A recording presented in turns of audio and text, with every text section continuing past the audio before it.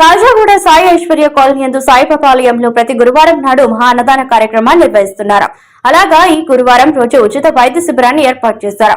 Doctor Durgaprasad, doctor Sumalatha వారు ఆలయ chairman బొంత వెంకట నరసింహమూర్తి ఆధ్వర్యంలో వైద్య శిబిరాన్ని ఏర్పాటు చేశారు.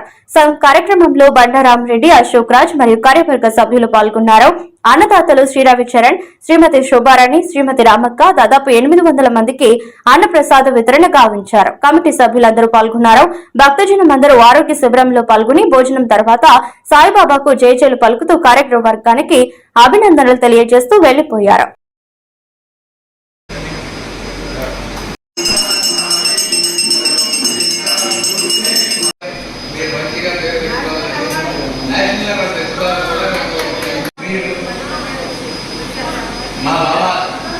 మా బాబా చాలా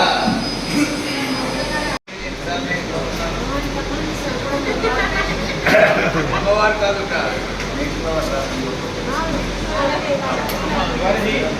అమ్మవారికి ఒకసారి వారికి బహుకరించవలసిందిగా